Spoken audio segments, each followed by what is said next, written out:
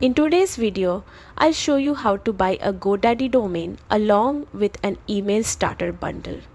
First, open your browser and go to GoDaddy's website.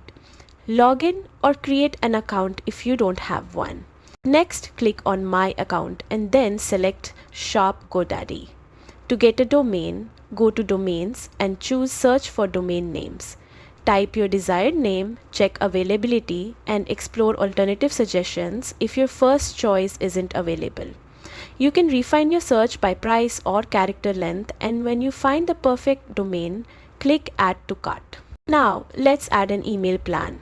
From the shopping page, go to the email section, review the starter bundles, choose the plan that suits you, and click Add to Cart. Finally, click the cart icon. Review your selections and follow the prompts to complete your purchase. And that's it. You now have both a domain and email set up, ready to use.